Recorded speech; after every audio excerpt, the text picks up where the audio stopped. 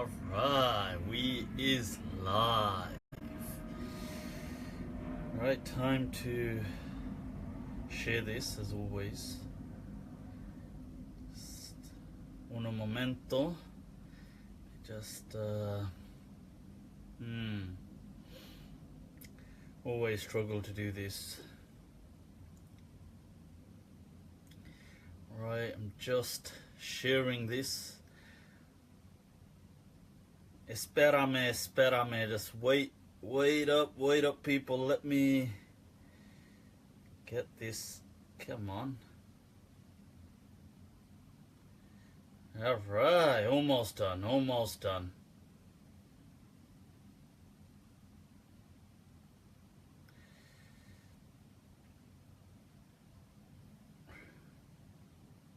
Right, that's been shared. Let's do this.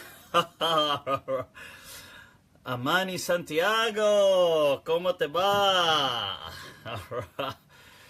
Jamaluddin, despacito, shukran. Alright, so let's begin.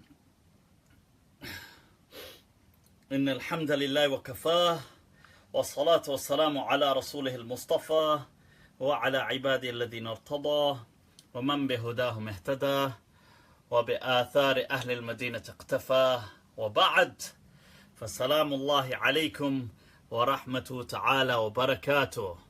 Sana asks, is waterproof lipstick permissible? How would you make wudu whilst wearing it? Well, how would you make wudu?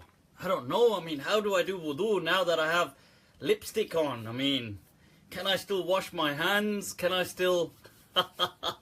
have I become incapacitated? Right, so let's take that as a first question, as an opening question, people, as an opening question.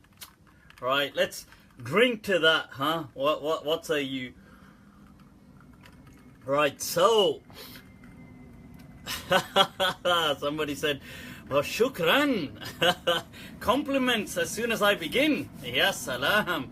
You guys are going to spoil me. So, right, Ustad Yasin, ahlan wa sahlan. Right, so first of all, the question on lipstick. How do you still do wudu? Well, you still do wudu in the exact same manner that you do wudu. You just, you whatever, begin with the mouth, rinse the mouth, nose, face, arms, head, feet. It's the same thing. Right, so does the lipstick prevent your wudu from being valid? Was the question. No, it does not, in my understanding. None of those things prevent wudu from being valid. That's my understanding, which I've presented based on what Imam Malik has taught. And I've highlighted this before when I've elaborated, expanded, right, elucidated. Ya salam. The words. Look at the words. Some of my mates were trying to take the mick out of me for that. They were trying to when I was saying about the words. So I'm going to stress that even more. The words, people, the words. Las palabras. Right, so the thing is, look, I've highlighted when I've discussed my fatwa a few years back, I think about 2-3 years back maybe, when I gave the fatwa in light of the understanding of Imam Malik and the spirit of the school of Medina, that a woman wearing nail polish or nail varnish or whatever you call it, that's absolutely Shambibi, ahlan wa sahlan, salamu alaikum. Right, that does not prevent your wudu from being valid. Your wudu is fine. You can do wudu above, just, you can have nail polish on, whatever, and do your wudu, it's fine. So I've given that fatwa previously, and this is the same thing. So waterproof lipstick, foundation, things like this, in my understanding, all take that same ruling, okay? And I did highlight how recently, how I was really pleased to also find the fatwa transmitted by Ibn Arafah from his shuyukh, and the likes of Qarawi and other mashayikh within the Maliki madhab, saying that they were giving similar fatwa in their age when women were using a particular kind of hair, some substance, which was obviously this is like 600 years ago, but what I was reading in the book, that in their day and age they were using this particular substance, which was waterproof, if you like. So it wasn't, water couldn't pass through it, and many of the ulama had traditionally said that the wudu and ghusl was invalid, but Shaykh al-Qawri that some of the mashayikh of Ibn Arafah and other people, they gave the fatwa, and I've elaborated on this in a previous show, so you can check that out, inshallah. I gave more details then, but they said that was absolutely fine, because otherwise you would end up with people refusing to pray. And this was, I discussed this briefly with Sheikh Muhammad ibn Hassan ad-Dadu as well, who agreed with this understanding as well. Okay, so it's all fine. The main thing is the ritual. You can wash the face, if you've got makeup on. You don't have to eliminate the makeup, in my understanding. Is it permissible to trim or remove nose hair for men? Mahmoud Muhyi. Allah, no, you just have nose hair coming out. Just have it coming out, swarming the vicinity. Just sit there, say, can you make way for my nose hair as well, please?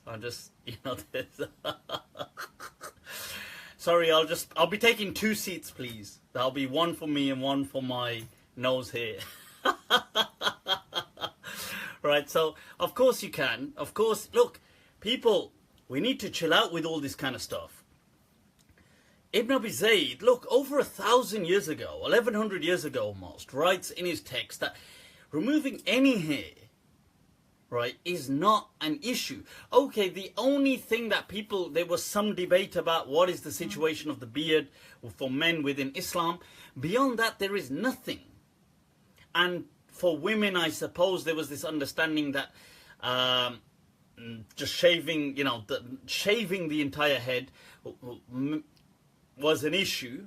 But beyond that, and beyond the discussion of the beard for men, whatever, and there's a disagreement on it, but everything else is fine. Okay, you can remove whatever hair you want, people. Don't worry about it. This is not changing the creation of Allah. Okay? Right? That hair is not because Allah is saying, I divinely decree it for you. It's probably just because you're from, I don't know, Pakistan, where you've been unfortunately blessed with unnecessary warmth resources in one of the hottest regions in the world. It's like where you totally don't need hair because it's so hot, but what the hell? The genes say, you know what, because of all your interracial, inter-cousin marrying, we couldn't be sparing in other things, but I tell you what, you can have the whole thing when it comes to hair. Don't worry about it. It's yours. Consider it yours. I swear, when we used to study, back in the days when I was in a madrasa, believe it or not, when they allowed me to be in religious seminaries back in the... So, the thing, so there were a lot of international students. It was an international madrasa and in Karachi, Pakistan. And we had a lot of these students from places like Indonesia, Philippines, some from Philippines, from Thailand, loads of Thai students. And they're all kind of, they're obviously different nationalities and everything, but they have a similar kind of features and stuff like this to them. And most of them they don't grow much facial hair, so they just have like one hair coming out here, 2 hairs coming out there, and And I remember one of the guys, he just had like this one hair coming out. And, right, and this one day it fell out. And he was gutted. I felt sorry for the guy. I mean, but I was thinking, I mean, come on, it's only one hair. But the guy was totally torn to pieces. And I was thinking, hey, you could just loan some of our hair, God damn it. He had to rip this out, take it. We don't want it, God damn it. Anyway, let's get back to some of these questions. Is it okay to pray behind a person who has a body of a human and a head of a dog? Whoa. See, now that person's got his name in some foreign language. I can't read it. But I would love to call his name out and ask him, bro, where do you hang out? and what drugs are you on? If you want to share a link to your supplier in the thing, and then maybe, we can all kind of share out the khair, and we can all have this session while sitting in your world. Right, so anyway, it's Tahir from iSyllabus. Tahir, ahlan wa sahlan. People, let me first of all say, shukran Tahir, you reminded me. There was just the RIS UK 2017 event has just come to an end over this weekend. It was held in Manchester, in Bromtown, Birmingham, the heart of England, and London. I think it was amazing. Definitely something that if you didn't go there, I think you should really in the future look out for these events. I met Tahir there and many other people there. It was great to meet the people. I thought sometimes I don't, okay, this might sound, I don't know how this might sound, but sometimes, it's, Islamic speeches aren't necessarily the most engaging of things. And sometimes, I might not, it's difficult listening to a lot of Islamic speeches sometimes. I mean, because they're just saying the same thing, and it's just, you know how it is. I'm being called a heretic already. But I have to say here, this was just awesome. The talks were amazing. Dr. Umar Abdullah gave an amazing speech about how the voice of reason is necessary. Rashida Ali, the daughter of Muhammad Ali, was there, gave a heartfelt kind of like speech which really brought the crowd to tears, and she herself, was overcome by tears. And Imam Zaid Shakir gave an amazing speech on the importance of social compassion.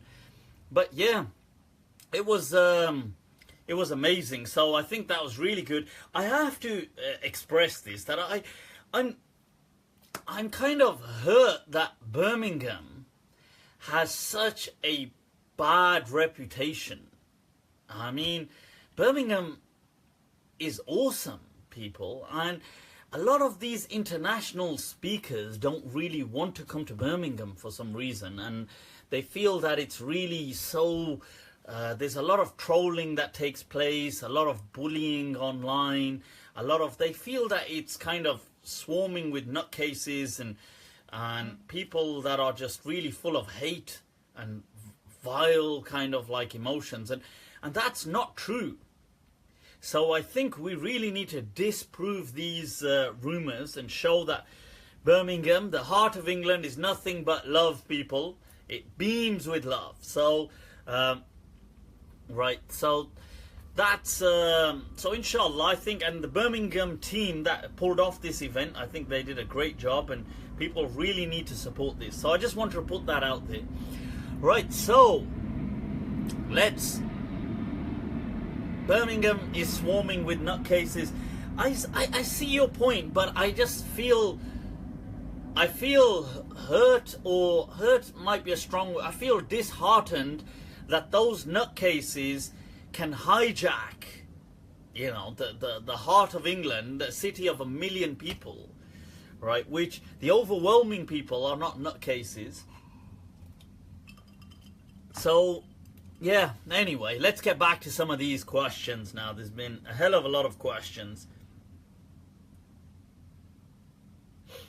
My problem is critical. It's in the inbox. I'll have to check that in the inbox later on, Idris. I've got a question. There's a hadith which supports interracial marriage. I heard that there is one which says that if you have offspring, that it will produce stronger offspring. Okay. Because marrying your cousin makes them weak. But then, the question says that didn't Ali radiallahu an marry Fatima, who was a cousin, kind of. Yeah, so Ali was technically the cousin of the Prophet, but yeah, kind of. Cousin meaning relative. Okay, so, good question. It's not a hadith as far as I'm aware, Fakhri.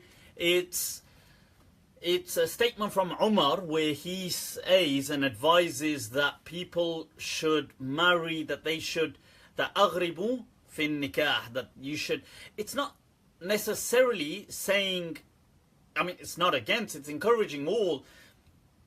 The hadith or the opinion of Umar is not saying go find necessarily different races. It's just saying distance yourselves. That's what the word is saying, which includes, obviously, but you have to remember the world back then didn't live like, it wasn't cosmopolitan, like there weren't so many different races in one place, but there were different people. And so the hadith, or if you want to call it a hadith, right, look at this. What is the ruling on wearing super tight clothes? Did Imam Malik permit this? Look at that. Tawheed Ahmad Bappi. Bappi Ji. Right. Imam Malik actually does permit that, and it's actually discussed in Bayan wa Tahsil in, I believe it's the 18th volume. Or it's one of the final volumes. It's in the Jami' section. And Ibn Rushd is transmitting from him, and he's discussing with his teachers about the hadith of women dressed in tight clothing and whatever. And then this discussion comes up of men, and Imam Malik actually highlights that it has no relevance because men do not even need to cover their tops. So technically I could take this off, but I'm not going to. So Bappi Ji, I hope that answers your question. Right, so now coming back to this, so what Sayyidina Umar was asking, was encouraging, was that people distance themselves, and it is healthy, and he does mention huwa aqwa lis-salil, it's better for the offspring, and that is true, that the more you kind of diversify the gene pool, the better it is. And I think we've discussed this on so many occasions. I do think this thing of marrying cousins and that is very I find it appalling, but that's just me. But I mean, it's very widespread. But in the Pakistani community, it's very widespread. You see, the example of Sayyidina Ali and Fatima radiallahu anhuma doesn't really qualify like that, because it was, you see, in the Arabs, it did happen as a one-off. It was the exception, not the norm. So when you have a lot of diversifying, then some marriages amongst cousins don't really make a difference, because the mothers are different. Like so for example, you might be related through the father, but there's a whole different rich gene pool that's coming in from the maternal aspect and their parents and their, so it diversifies. It's not just cousin upon cousin upon cousin upon cousin. Then it might as well just be your brother and sister. Might as well just be like, Benji, up? Up, yahan? One of the, oh, right. I remember watching this comedy show a while back, several years back, where the guy says, this is how he introduces himself on the wedding night, because they're just meeting for the first time. So he says, वो अभी कुछ देर पहले हमारा निकाह हुआ था, उसी सिलसिले में आ रहा हूँ. Right, so let's get on to this next question. Right, so what was the controversy between Al-Ghazali and Qadi Iyad Al-Maliki? Nisar Titumir, Ali Titumir, right, has asked this question. Right, so now let's see. There were issues. Obviously, they were not Qadi Iyad. I mean, I suppose there was some overlap of time, but the Qadi Iyad generally fell in line with a lot of the Malikiya, the Western Muslims in the time of Imam Ghazali. You see, you have to remember something, people. Imam Ghazali was an amazing and legend of this ummah, unquestionably. But like everybody, he had a personality. He was a person. Which wouldn't necessarily resonate with everyone. You have to understand that Imam Ghazali, in the centuries after him, was also slightly recreated as a personality, and definitely became almost like a symbolic of the tasawwuf kind of movements, the Shafi'i, the Sufi kind of orders and things like this. Although I don't think he himself had a particular order. I don't think he was part of any kind of groups, so-called groups, but he was definitely a Sufi in his later life, by the full meaning of the word, as in became very ascetic and hermetic, became a hermit and a recluse, and abandoned everything and lived in a desert in a tent, and wore patched clothing, and he went really from, you have like from rags to riches. He went from riches to rags, but by choice. And people found that very strange, but with that he went through a lot of internal turmoil as well. He gave up on a lot of things. People say that he was impacted. He was very close to Nizamul Mulk, one of the patron governors, who was assassinated by the by the sect, the assassins, and then this impacted Ghazali. But whatever, and he wrote his books, and he really turned against philosophy. I don't personally agree with that thought of his, that turning against philosophy the way he did. I understand why he did it. He did it because philosophy to him, in my understanding, and what other ulama saw, was that it led him to immense doubts about Islam. And so Imam Ghazali himself questions Islam, questions the validity of faith, and finds himself in a very dark place, as most people would who have ever taken their religion from a thinking perspective very seriously. So if you there's many people who take Islam seriously from a practical perspective.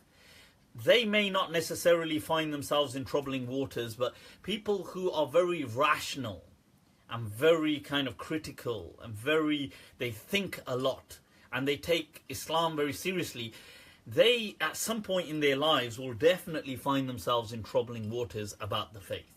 That's just a way of, because you have to question everything. And I think one of the ways Imam Ghazali writes that how he found his salvation was to debunk the entire philosophy. I don't think, Sahel, this is necessarily aql versus, but I suppose, yeah, and I'd like to come back to that. I think philosophy personally is awesome, and but anyway, that's what led Imam Ghazali to doing that. Imam Ghazali also, when he became very hermetic, his book Ihya Deen, which is I'm sure it's an amazing book in its own right, but it does contain a lot of weak or some fabricated hadith, and it spreads stories, and it gives this image of Islam as though it's very ascetic and very Islam is all about anti-world, anti-matter, it's about living like a hermit. It's as though this world ain't worth living. It's a very morbid kind of view that Imam Ghazali presents in his later life, and that's because of the stage that he was in. Now, a lot of the people didn't necessarily like that. Imam Ghazali, Qadi Iyad was one of the people in the Western Muslim world who ruled for his book to be burnt. I am against burning books, so I disagree with that agreement of Qadi Iyad and other people, but I do accept, I mean, I understand where they were coming from. They were saying they were against this understanding of Islam being presented as this Hermetic practice. That, you see, it's not that they were saying that people like that isn't a part of the Islamic tradition, but they were refusing to accept that Islam is this Hermetic tradition. There's a difference. And you have to remember, in Qadi Iyad's time, Sufism was not the majority practice or the majority worldview. Tasawwuf, probably 100 years after Qadi Iyad, probably around the 600s, 700 onwards, becomes a dominant practice throughout the Muslim world, and then it becomes, in the 100 years that follow, it becomes the norm. Probably linked into things like the plagues, the bubonic plague, the Black Death, things like this. I believe, in my personal understanding, had a kind of link with the rise of Sufism, that it spread. Because people then turned to self-blame. I don't mean this in a way to criticize Sufism, I'm just saying, just as an analysis. I think that because when people struggled with understanding how the plague spread, they eventually resorted to it being a curse from God because of their sins. And then this whole turn towards, let's become more spiritual. And you have to remember, this is the time that the great dynasties have collapsed, like the Mohads have collapsed, and they had a lot of barracks that were left. They used to call these ribats. So the ribats become the new zawiyas. And that is where the zawiyas actually were established, in the former ribats of the Muwahhideen dynasty, which had almost a third of Africa under its reign. So you have to, so these are the kind of things that led to the, but anyway, so a lot of people weren't too keen on some of the things that Imam Ghazali was doing. They obviously rated him as a legend in his fiqh and usul, but you have to remember the latter day Imam Ghazali is not so much the he's not presented as the faqih, the usuli, which he is, but he's more presented as the hermit, the ascetic, the Sufi, the one who wants nothing to do with the dunya. In fact, he himself then says studying fiqh is really from the worldly sciences. He places that under studying dunyawi sciences is like studying fiqh. And I can understand that because he saw a lot of corruption and things like that. But anyway, so that was the kind of, I don't think there was a strong enmity or anything between Qadi Iyad and Imam Ghazali, but I know that Qadi Iyad was part of the general feel, the culture, Muslim culture of the West, which wasn't so down with this whole Sufic, Hermetic lifestyle. And you have to remember, Andalus was very strong in a Hadithi culture. So they didn't like this thing of having weak Hadith being spread. So there is that. Ibn Rushd, would you please shed some light on the reception of Ibn Rushd's works in fiqh, especially in usul amongst Maliki jurists? I'm not sure which Ibn Rushd you're asking about. There's two. Both are accepted as legends. Within the madhab, the grandfather, Al-Jad, is more popular. Outside the madhab, the grandson, Al-Hafid, is more popular, the philosopher. Both have works and contributions on fiqh and usul. There is more work on fiqh by the grandfather, but the Bidayat al-Mujtahid, which also includes usuli opinions, and then Ibn Rushd al-Hafid, the grandson, has a summary of Ghazali's book al-Mustasfa called Al-Daruri fi Usul al-Fiqh, which I do have somewhere actually. It's a very good book. Right, so let's move on, people. Next question.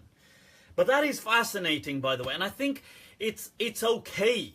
I want to say it's okay to have great legends of Islam disagreeing with each other at times. It's not, somehow, oh my God, they just think of it like this. Think of, if you have a family, within your siblings, you may not always share the same likes and interests, and sometimes people don't even get on with their siblings. And imagine now a whole Muslim world. So people will naturally disagree. So there's nothing wrong with that. Okay, so people like Baqalani and Mazari also, sorry, not Baqalani, Tartushi and Mazari, they also have uttered some words of criticism against Imam Ghazali of his take and stuff like that. But Ibn al-Arabi, the Qadi, who's a legend, was a great fan of Al-Ghazali, and he always refers to him as a Danishmand, the genius. Right, okay, so is it really haram to celebrate your birthday? Fatima asks, with celebrate I mean eat something with family and friends. Is it haram to wish someone happy birthday? Absolutely haram. No, it's not. It's not haram at all. There's nothing wrong in celebrating birthdays, people. Right? Nothing wrong with that. You can celebrate birthdays. You can tell people happy birthday. You can say happy birthday, people. Don't worry about it. These are cultural practices. They have nothing whatsoever to do with Islam. Islam does not prohibit them. Obviously, if you don't want to do it, that's up to you. But you need to stop imposing, not you, but other people need to stop imposing their skewed understandings of Islam on other people. Right. Can you pray sitting down if you can't move or bend your legs after an intense leg day at the gym? Right. If you can't stand up, then you can sit down. But if you can stand up, then you must. Okay. Right. So, what is the ruling on Rashwa? Ab aaye na kaam ki baat par. That's the Rishwa, people. Rishwa. As the good old 1 2 ka 4. We have that's an old Bollywood reference there for the old fans, right? So, right, in countries that are too hard to get any legal things done without it, you went to Syria, you know. Yes, I did go to Damascus, Syria in the late 90s and in the early 2000s. Obviously, it was a very peaceful place back then. But I mean, there was corruption. But worse than that, Yazin, is that I've also been to Pakistan. So if you want to, Abdu, ahlan wa sahlan, tasharraft. Right, so the thing is that I've also been to places like Pakistan, and you have to remember that is probably, I think it's rated the second most corrupt country on the globe, after Nigeria, surprisingly. And I would have personally thought it's number one, but I mean, hey, whatever. So, can you pay Rashwa, bribe? Can you pay these kind? They don't call them bribes. They just call them whatever they want to call them, bakshish or chai pani, just snack, assistance, tohfa, gift, right? Hadiyah. That's the whatever you want to call it, right? So, can you pay this to get things done? The understanding is yes, you can. I do not encourage. Let me expand on that, people. Let me expand after I collect my wage. Yeah, if you can just leave that briefcase over there. Right, so let me expand on this. You can pay these kind of tips or whatever you want to call them to obtain your rights in Islam. Right, now Ibn Qutaybah transmits in his Al-Ajwiba from, I think, Ibn Mas'ud radiallahu anh, that in their time they were going somewhere and a road and access was blocked by certain people, and they said, well, you know, we need to go through, and he said, well, the person said, no, I'm not going to let anybody through, and kind of hinted, unless you pay me, and they paid him to go through. And from here they expand that, look, this is not the same as bribery. Bribery, it's in two kinds. One is to prevent justice from taking place. That is qat'an haram, and that is what the Prophet condemned when he said the person ar-rashi wal murtashi fin nar, that the person giving and receiving this rishwa are in the fire. The other is a kind of money that you have to pay to obtain a right, which you ought to have.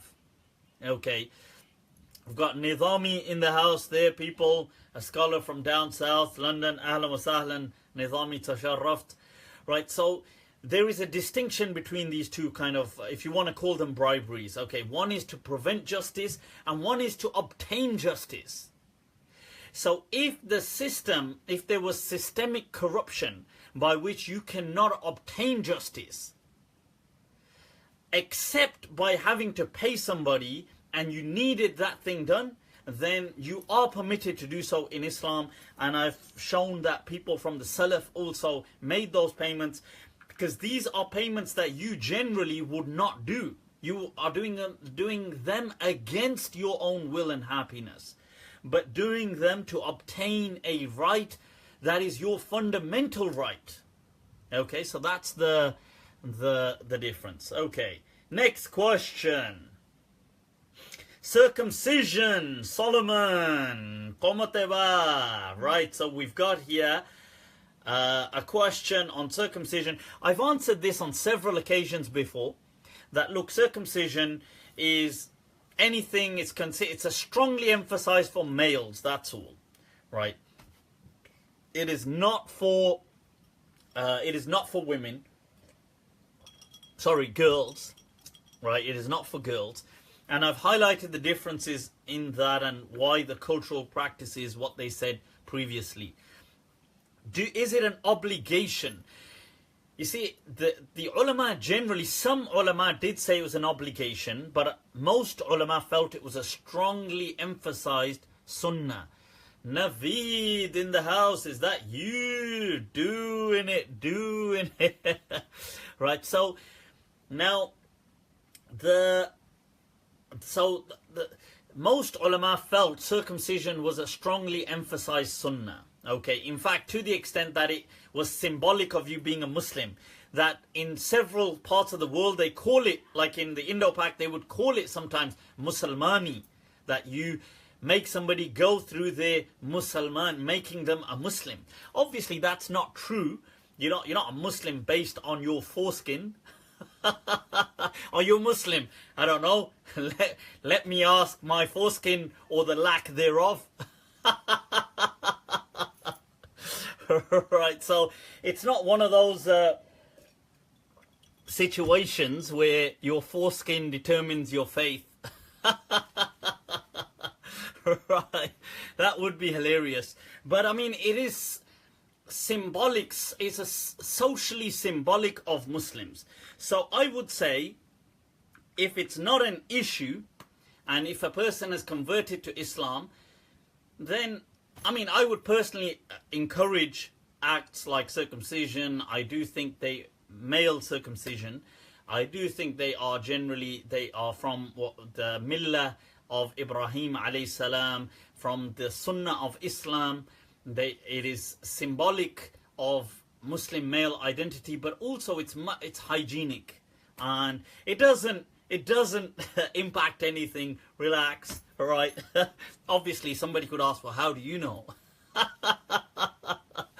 Well, that's because my alter ego isn't circumcised. Now, the thing is that it's much more hygienic as well. So, and as far as I'm aware, I think in America it is actually the default thing for males. They are just circumcised. That's my understanding. I could be wrong. Right. Okay. So next question, people. Shall we take some? Pakistanis are awesome. All right. They are. Pakistanis are. All people are awesome. Let's get some. I've been missing some of these live questions. Let me see if I can bring some up here. And ya salam. Right, what I'm going to do is just check. Right, look at the.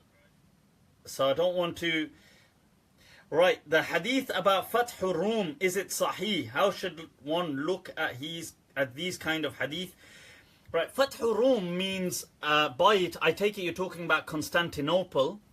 The Byzantine Empire, which collapsed at the hands of Muhammad al-Fatih. That was a prophecy by the Prophet Muhammad sallallahu alaihi wasallam, and it did materialize. So I'm not sure if that answers your question. Right, so can't seem to see the questions here. Right, so let's see any interesting. What's your opinion on Sufi experiences in kashf, seeking guidance from angels? Right, okay. Can I share my thoughts on Pir Karram Shah? Rayhan Suleiman asking that. That's a very good question. I'd like to take that. Right. Pir Karram Shah, for those of you who don't know, people, is a legendary scholar hailing from Pakistan, the Indo-Pak world, who his works are mainly in Urdu, but he's left an amazing legacy. Right, I'm just, sorry, briefly interrupted. Go on then, Haja. Sorry, we gotta have our... नहीं आना है सलाम अलैकुम कहना है okay ठीक हाँ थोड़ी देर में जाओ ठीक ठीक है that's Layla, people. There she is. All right. Okay, ठीक है अस्सलाम वालेकुम बोलो बोलो ठीक है जाओ जाओ जाओ दरवाजा बंद कर दो ठीक है जाओ जाओ जाओ right ये छोड़ दो right so the thing is yeah about Pir Karram Shah Sahab you see we've got to take a slight step back. You have to understand that there's different ways of thinking within Islam. Right, and I've spoken about this previously. There is the understanding deeply rooted, which I believe is the mainstream orthodox position of Islam, taught by the Prophet, hailed by his cousin Ibn Abbas radiallahu an and other people, that this Deen is one firmly built on reason. This has come right through Islam.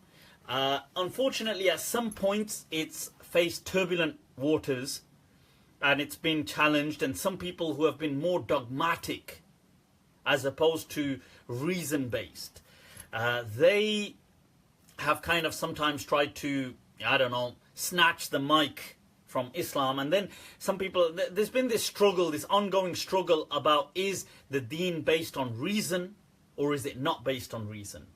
Is it just something which should just be spiritual and a mystical, or even if it's not mystical, but it's just tough. It's like whatever we have, we have. And Imam Malik was very much based on reason, and many of the Malikiyah come with this understanding right through to our recent times. We've got great legends of Islam.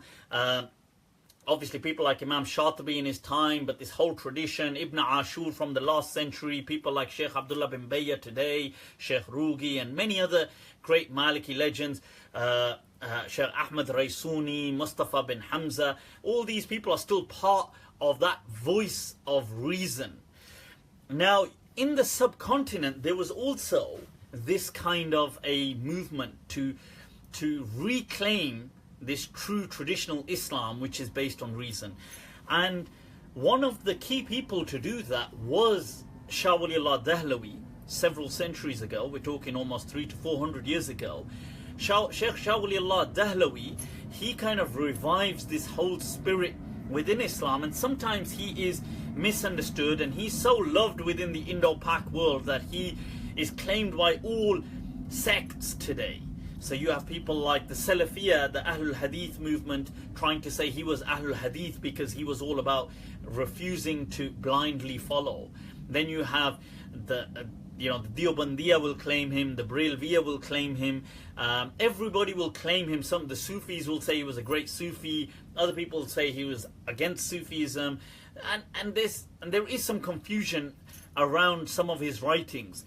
But he has a book called Hujjatullah al-Baligha, which is really just dealing with the maqasid of the Sharia, the objectives of the Sharia, and it's called the compelling argument of God. And it's all about that the Deen is built on reason.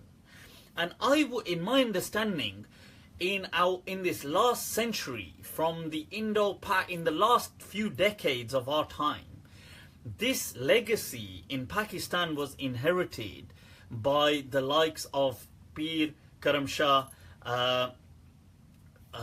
who was not only he was also one of the supreme kind of judges on matters of Sharia within Islam, but he was a revolutionary figure. And now he kind of inherits this legacy, Pir Karram Shah Sahab does, and of trying to bring reason back and to the forefront. And he tries to do this in his tafsir and in his books and in his fatawa and in his teachings. And he was the first person to introduce in Pakistan secular, if you want to call them secular, but mainstream education in the madrasa.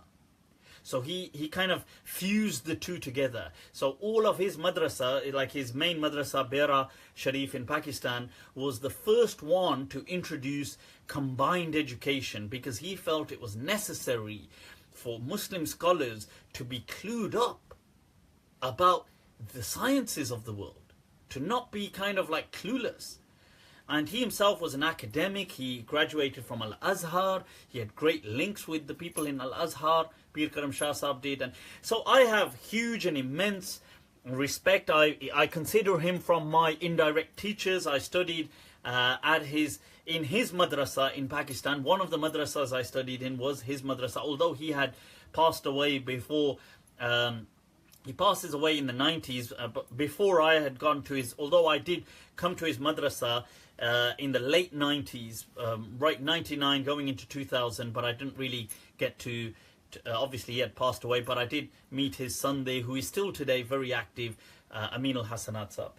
Right, okay, who does, by the way, they have inspired teaching, and there's a center in dedication to them, to Pir Karram Shah Sahab and his son, in Birmingham, called City Hasanat College, which does offer, as far as I'm aware, free alim courses, full-time, part-time.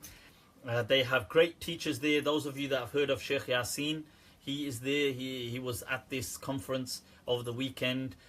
Somebody I respect, love.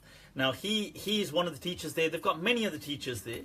Now, and they are offering, by the way, they're offering places for September. So I know a lot of the time people ask me, is anybody, where can we go to learn? If you are around the Midlands, you can travel, then they do offer part-time, full-time courses, free as far as I'm aware, but you can contact them, City Hasanat College. And inshallah, several of my close friends do study there currently.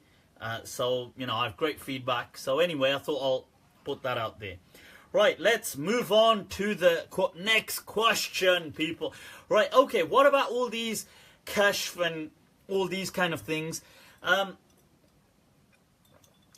You see, when it comes to religion, there will be two kinds of people in line with this response I just gave.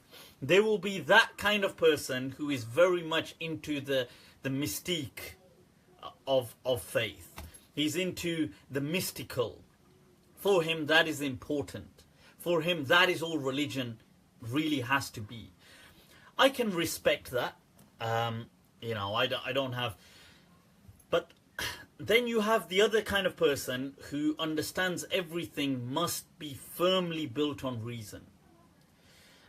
This is in my understanding, part of our tradition, which the Prophet taught and was highly presented by the Prophet's cousin Ibn Abbas, who the Prophet considered to be one of the most learned of this ummah, and passed right through the kinds like Imam Malik and so on, and right through. And I consider myself part of that line of thought that do believe that Deen must at all times be firmly rooted in reason. Now, for me, so I find myself in line with those scholars, the likes of Ibn Rushd and all these people who didn't really buy into all this, this mystique element of Islam. They didn't necessarily see this religion really as this thing of they saw this more as folklore, sometimes superstitions, sometimes just myths and cultural kind of folkloric faith, if you like. This thing of like, we communicate with angels, we do this happens, all this mystical stuff happens. I don't really personally buy into any of that. If people want to believe it, they can. To me, these things, that they all have a reasonable explanation to them. Okay. Now, so if there's any event, it can be explained. If you can't explain it, it does not mean it does not have an explanation. That is what Islam has taught us, as far as I'm concerned. Right? So I don't really buy into all this communicating with angels and you know, seeing certain... I'm not saying people haven't seen visions, but I don't put my faith in stuff like that. Okay. Right, let's move on, people. Move on. Right, is it true that Abu Hanifah rejected stoning to death for adultery? I'm not sure if... I've not heard that Imam Abu Hanifah rejected that, but I'm not sure really, to be honest with you. I don't know. I will see. I know this has become more of a discussion in recent times. And sorry, I mean, it has been a discussion over the centuries, but it's become more of a discussion in recent times. But so I know that the Maliki legend, Abul Qasim al-Burzuli, almost 700 years ago, he kind of clearly highlights how the Sharia must reflect the ethics of the age, and that the punishment system was simply a punishment system. It was not an act of worship. So he highlights how this should and must reflect its age. So in his day and age, he highlights how all those punishments must be substituted with financial penalties, which he then discusses with some of the kings of his time, and they embrace that method, and several other Malikiya embrace that method, and I am in line with that way of thinking. My understanding is, in this day and age, first of all, stoning was something which was part of the Jewish law. It was not initially something which Islam came with. In Sahih Muslim, the Prophet only condoned what the Jewish people brought to him in their personal trial. This then remained a practice, but was then to be substituted as soon as that community or humanity would change their ethics. Now, I've got no idea what Veneer is asking. Yes, and I refer to this as trajectory hermeneutics. So somebody had asked, am I against capital punishment? Personally, I am against capital punishment. Although I would be prepared to, at a discussion level, I am generally by default against all capital punishment. Right now, and in my understanding, that is what Sharia and Islam wants from us today. That is what the Sharia mandates, that it, in this day and age, things like this should be outlawed.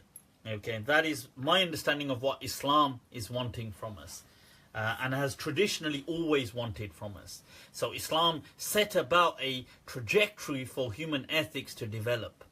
Now, so that's my understanding. I do understand some people have said things like that. Sometimes there's vicious people who've committed great acts of terrorism and butchered children and done things like this. And, you know, would you not think capital punishment? I do think those people deserve, I do think those people deserve capital punishment, but would I, you know, do I feel that they should be for people like that, or should they be punished continuously by some other method, by having all their freedoms and things like this taken away from them?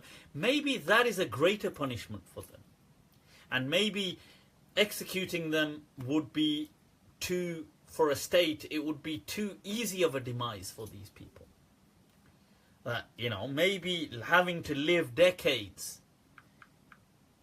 you know, confined almost 23 hours a day is, maybe that's a greater punishment.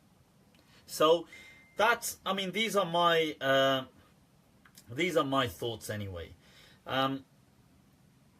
Right, I'm at work tonight. If Zal is asking the question, right, about sirat, the bridge of sirat, sharper than a razor, thinner than hair bridge over hell. See, these things, we have no comprehension about what these things actually are. We just have certain descriptions about the hereafter. What exactly does this mean? We'd never truly know. Okay, these kind of things that are describing the afterlife are simple just descriptions. As Ibn Abbas said, that they do not have any similarity with this world except through words. Like if the word tree is used, it does not mean a tree like you know a tree. So all I would say is that these things are simply what they're highlighted within Islam. I don't think it's... All we do believe is that in the afterlife, inshallah, Allah is very merciful, and his people will, inshallah, if Allah forgives them, they will go and graces them, and by His mercy they will go to Jannah. How they will get there, will they go over a bridge, will they do this, will they do what, that we don't truly know. We have some descriptions. What do they exactly mean? Allahu A'lam. Okay. Mufti Saab, do you stand for death penalty for committing adultery? I've already answered this. No, I do not. And that's in line with what Abu Qasim al-Burzali has said. Somebody asked there, how do I reconcile with the Prophet being the best and his generation being the best of people? You see, when the Prophet, you have to read what the ulama said about that hadith. When the ulama, when they write about this hadith, when the Prophet said that this is the best of times, and then it's after that, and then after that. This was relative. It was not an absolute statement. It did not mean, for example, the Prophet wasn't speaking about, for example, global economic status. He wasn't trying to say, hey, is this the best time for global economy? He wasn't speaking about that. He wasn't trying to say, hey, is this the best time for space exploration? Is this the best time for medicinal breakthroughs? Is this the best age for cancer research? No, of course not. Nobody. In fact, the Salaf themselves, when they comment on this hadith, they say that's not what this hadith is talking about.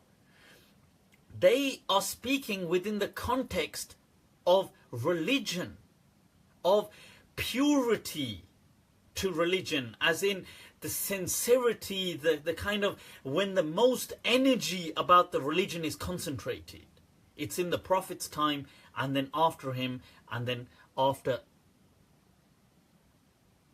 him, after them. So it's not about this is not about the best time. So it's like, imagine I'm sitting in a class today, and you guys come in, so I say, right, so who was first today?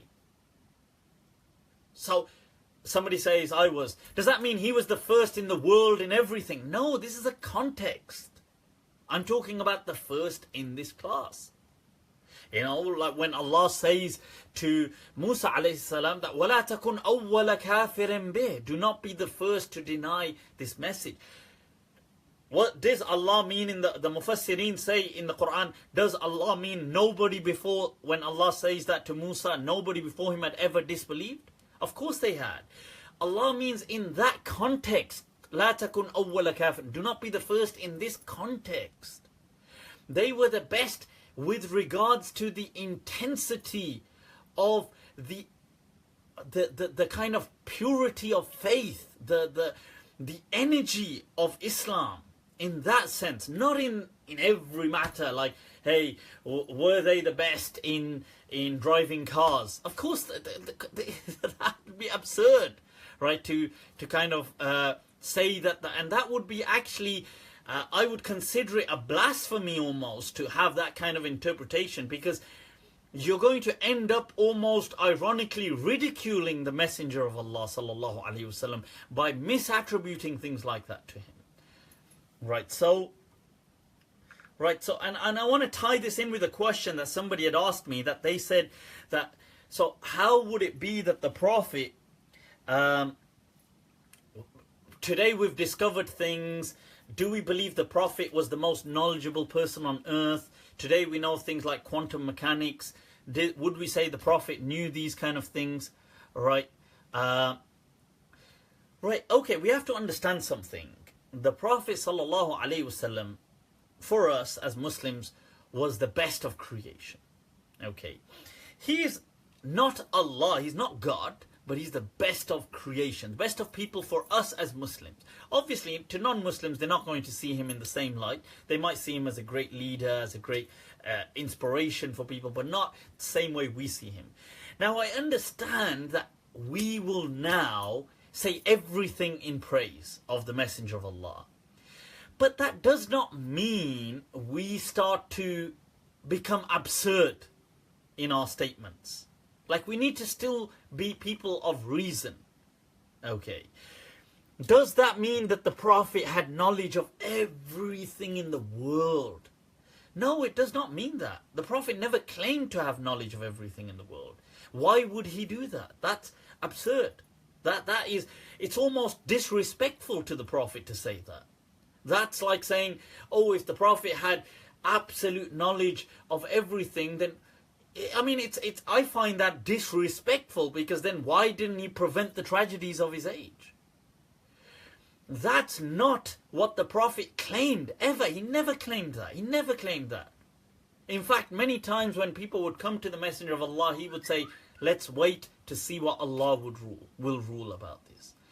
Now that is, now you have to understand, the Messenger of Allah is not only, when it comes to the Deen, he is, it doesn't come, obviously he is the most knowledgeable person. He's not just the most knowledgeable person, he is a legislator.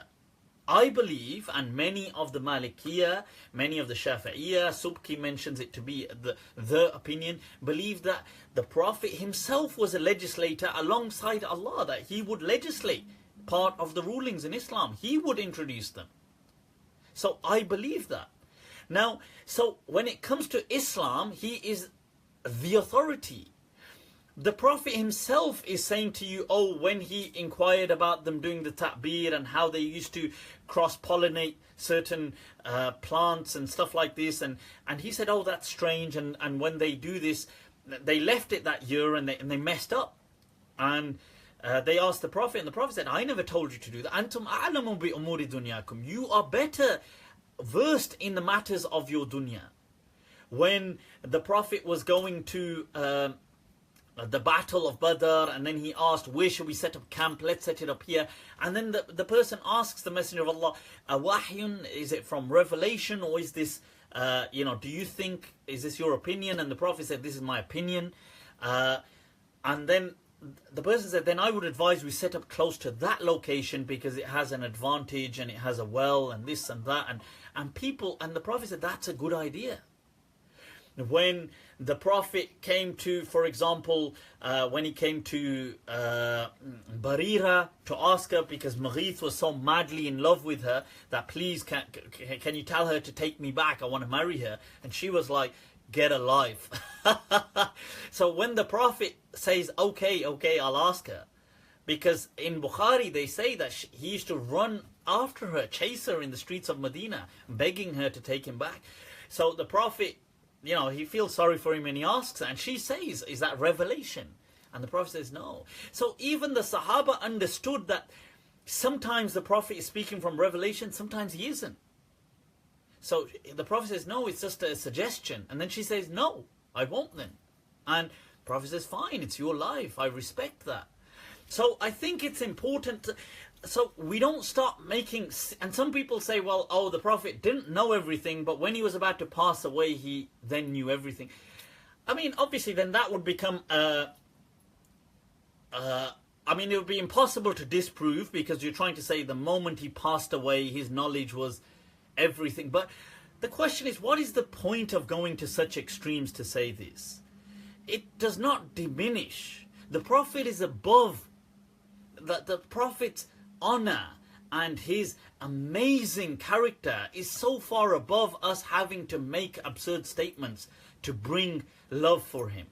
He is already the best of creation for us. So we don't need to kind of make things up to make him more beloved. He is beloved to us.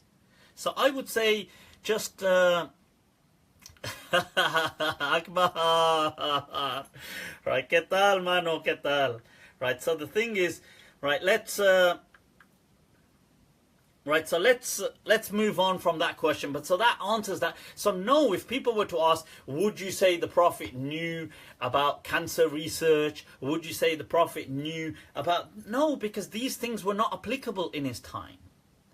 The Prophet, that would be a redundant question. No, obviously, this was unrelated to his time altogether. So the Prophet did not know about these kind of things. But that's... Nobody, it was not even a discussion in his age. So, end of. Right. But at the same time, when we are speaking about the Prophet ﷺ, it is important that we maintain the utmost adab as Muslims, especially the Maliki are really stringent about this, that we show the utmost respect when using words to kind of discuss or say anything about the Prophet ﷺ. So we shouldn't kind of make a point in trying to say the Prophet did not know things. Like, that shouldn't be, that's dumb. And it's disrespectful almost. Like, we're answering something as a question, but we shouldn't make a point of it to just say like, hey, did you know the Prophet did not know things? That's like, what is your point? Like, why are you just trying to say this? Like, I understand if there's a question and you answer, but what is the point of just trying to say this? I know in the past there's this whole discussion on things like, did the Prophet know what's behind that wall? Did the Prophet's knowledge be like this? And sometimes there's certain statements that are transmitted from certain people. And I do feel there's been a lot of discussion, and in the Indo-Pak world, this is the whole this has become the end of the world. And people have said those statements weren't really said. I hope they weren't said, because some of them were blasphemous from a Maliki perspective. I would find them offensive. Not about the fact that maybe some of them are, like if you're going to say, does the Prophet know things which are unknown? Not in that sense, but in the comparisons that are given, we need to be careful. That's all I'm saying. Look, what I'm saying is, let's not resort to words which are disrespectful. Okay. We must, as Muslims, show the utmost respect to the Prophet Muhammad sallallahu alaihi wasallam.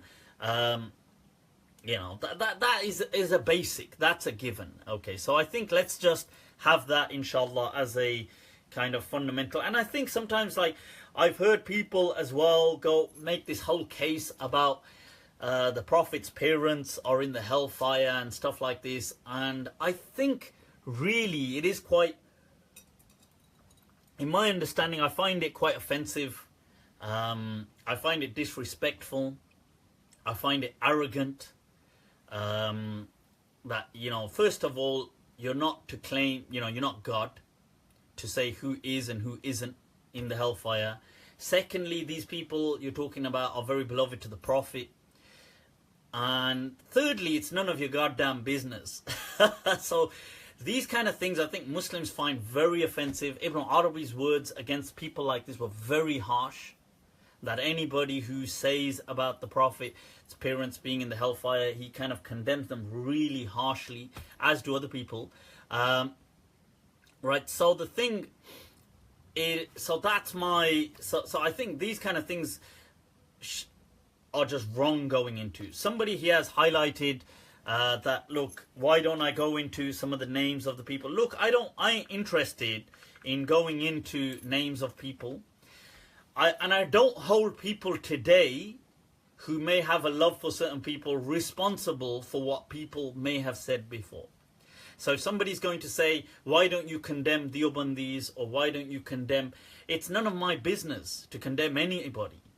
Okay, I refuse to condemn Deobandis, I refuse to condemn Brelvis, I refuse to condemn the Salafiyah like that. As a whole, yes, certain practices, certain things, certain ideologies, certain opinions, but as a whole thing, look, that's not our business, right? I do believe that, as I've said before, in the West, the way forward for Muslims is to leave all this Indo-Pak baggage behind, right? And I don't really want to get into this kind of stuff because I find it really, it drains energy, if you understand. I mean, I don't really, obviously, I don't like those kind of words that have been allegedly uttered, and I find them very disrespectful. But then people have said they weren't uttered and there was a whole thing, and let's just leave it. Whoever it is, whether he did or didn't say, is dead. They've passed away. We are not God. Let's leave this alone. People today are Muslims. Muslims today do not generally, they do have a general inherent love for the Messenger of Allah. Now, they may come off sometimes, some people may come off, like I said, some people sometimes say, oh, the Prophet's parents are in the hellfire. But that just needs educating, that's all. Okay? If we leave the Indo-Pak baggage behind, what shall we carry with us? We should carry the biryani and the masale. The food is awesome. Right, next question. Let's take a look at these people. Ibrahim alayhi salam smashed the idols. It can be argued that this was a manifestation of extremism. Masood Rahman goes, oh, big guts. That's funny. Right, so was this a manifestation of intolerance or a hate crime? But that's a very good question, Jamrock. All right. Right. Right, the thing is, this was not extremism, okay? Because Ibrahim alayhi salam is an amazing, you know something, I want to emphasize this, and I think I like the way in the UK, Sheikh Akram Nadwi has also emphasized this quite a bit, and it's unfortunate that other people, and I know Ustad Noman Ali Khan does emphasize this as well at times, but it's unfortunate other people haven't emphasized this as much, that obviously all prophets are amazing, but Ibrahim alayhi salam is an amazing prophet of God for us. Apart from this being part of his tradition, Islam, the Abrahamic faith. But why the Abrahamic faith? Because he is the embodiment of the voice of reason. Ibrahim alayhi salam, during the entire Quran, is the emblem, the symbol of the voice of reason. Point in, point out every scene, if you like, that he is in the Quran. He is bringing people to critical thought. When he's saying, oh, maybe this is God. Nah, the sun, maybe the sun is God. You know, the sun gives life and it does this. And oh, the sun seems to set. How can something be God if... Right, Mudathir, ahlan wa sahlan, ahlan wa sahlan. Shukran. How can the sun be God? Oh, isn't this God? How can that's interesting. How can that be God? You know, he is reasoning.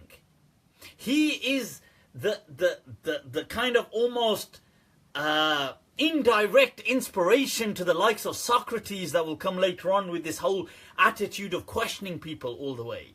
This is Ibrahim alayhi salam, Abraham, who begins this legacy of let's resort to reason.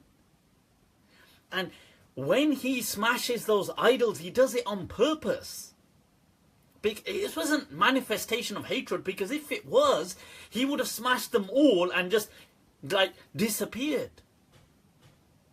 But that's not what happens. When he smashes them, he leaves the larger one and hangs the axe on it. And he says in the Quran, you know, they said, there's a fatan, a young boy, yuqalu lahu Ibrahim, he's called Ibrahim. I'm downstairs and somebody's knocking on the door. Right. Chalo, dekh lo. Okay, darwaza band kar. Right, so the thing is now, right, so when he leaves this,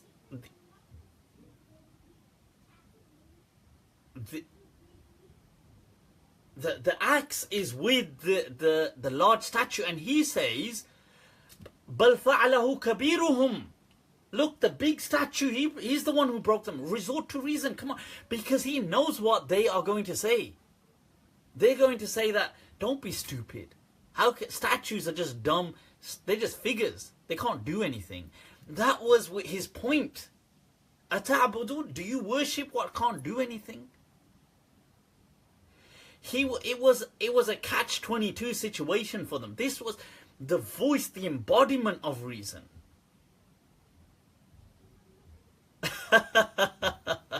Right, so just to highlight that that's not. हाँ, थोड़ी देर में अब जाओ मैं जाओ. Right, so right now, what is next question, people? God, I need a drink. Muhammad al-Zaman, there's nothing, just a takeaway, that's all.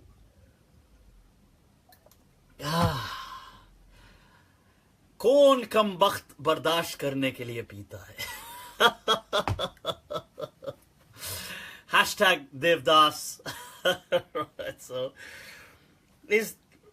I've answered this question. Is the Prophet the most knowledgeable human? Advice for people who have to live with family members like parents or siblings who are always emotionally abusive. Get your own place. Get your own place, people. Get your own place. That's what I would say. If you can, people, look, and if you're getting married as well, definitely get married in your own place if you can. I mean, obviously, if you totally can't, then don't. But I would say if you can, make sure you do. Right, you always have some thoughtful questions. Next, some schools of thought have rejected some hadith for one reason or another. Hadith about Musa punching the angel, the blind man murdering his wife. Can hadith be rejected if they go against the aql? And then we've got some Abu Majhul, who I don't like that kunya already because that sounds like a trolling profile, right? Is Jahan, ahlan wa sahlan, ahlan wa sahlan, right? So people, our counter radicalization expert hailing from Bromtown right there is in the house, right? So and we've got some people, this Abu Majhul here making a point about HT. First of all, I want to highlight that is from the methodology of Ahl Sunnah wal Jama'ah. It is from the teachings of Imam Malik and people before him, from the teachings of people like Ibn Abbas, Ibn Umar. It comes through that hadith is not synonymous with Sunnah, that hadith are, there's been a great job done, a great excellent job done to preserve the body of hadith, but they are not they are not infallible. Okay, there are some errors, and sometimes we come across hadith that don't make sense, and as Ibn al-Jawzi said, which Sayyuti transmits, the three principle, people, I want you to remember the three principle, where even if where hadith, once it meets the validation criteria, the sahih, the five, that it has to meet five conditions to be authentic, and then it has to meet three to be valid, at least. Okay, now the five, it has to have a connected chain, ittisal sanad, dabt al-ruwat, the transmitters have to be precise, they have to be just, good character, it cannot clash, it cannot have like any kind of contradictions within its chain or its content, and it cannot be rare and odd. Right, so now then the three, that makes it sahih, it makes it authentic, but is it valid? Ibn al-Jawzi says it cannot, la, as long as we accept it, ma lam yubayin al-ma'qul, it does not stand out against reason. 2, lam yukhalif al-manqul, it does not clash with the transmitted tradition, and this here would include things like, for us as Malikis, the understanding that was inherited in Medina. Right, 3, walam yunaqid al-usul, and it does not go against the overall principles of Islam. Then we accept it. So things like Musa alayhi salam punching an angel, of death and stuff like this do go against reason. So that's fine. So, you know, we consider that something has gone wrong here. Either the person who heard it misinterpreted, or there's been a mistranslation, or there's been, sorry, not translation, a mistransmission, or somebody heard it from somebody else who thinks he heard it from the Prophet. He didn't, but something is wrong there. There's alarm bells ringing, okay? So we just quarantine that hadith. Now, and there's books and a science dedicated to this called Mushkilul Hadith, by leading people of Ahl Sunnah like Ibn Fawrak, who was the father, amongst the founding fathers of Ahl Sunnah, the Ash'ari kind of whole madhab really. So anyway, if inshallah in the future I'd like to do something on that, in line with my many projects that I'd like to do. Right, so anyway, somebody here said, don't HT say this. Do not bring HT into this. HT do not have a say, regardless of whatever they say. They are not an academic movement. They are not an ilmi movement. They are a political movement. HT people, the Hizb ut-Tahrir, are neo-Khawarij movement. They are a modern day Khawarij, represent one brand of the Khawarij. The Khawarij is an umbrella term. They are an extremist organization that do believe in violence, but just not in the Muslim world only, not in the non-Muslim. So they say in the UK we shouldn't be violent, but in the Muslim world they encourage military coups, and they are a cancer. And although, look, I accept many of them are great, sincere people. You know, they're sincere. They're like good, kind people. I recognize that all human beings. You know, you can get really good people who are, you know, unfortunately part of this cult. I'm not condemning them as a person. I'm not saying, you know, that this guy is necessarily a bad person, but the movement, the ideology is a cancer. It is in the UK, it is in the world today, it is definitely an extremist ideology. They are extremists. To tolerate them is to betray Allah and His Messenger. I would say clearly that anybody who tolerates that kind of ideology of toppling states, of causing military coups, of telling people that they have guilt-tripping them into doing certain things, these people have definitely kharaju, are from the Khawarij. Whether they're not from the early group called the Khawarij, but Khawarij was an umbrella term. Okay, so you have to be careful. If any of the young people around you have become affiliated with these people, you need to really guide them away from this kind of an organization. I do hope, inshallah, they become proscribed and banned in this part of the world. They are nothing but, as I see, and many Muslims see, a cancer which, you know, has, and unfortunately many, they are the people who produced the Quilliam Foundation.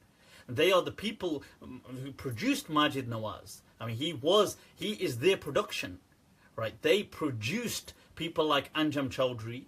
They produced people that went off, and I've forgotten his name now, Omar Sharif, who went off and did the bombing.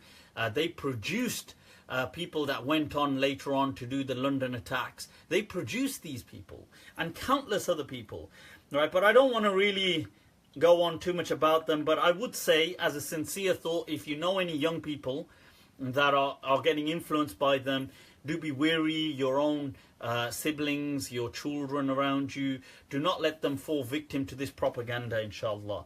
And I think a lot of people like Sheikh Hamza Yusuf and Sheikh Abdullah bin Bayya have done some great work in countering their ideology. Okay, right, next question, people, next question. If you have more than one wife, what a question.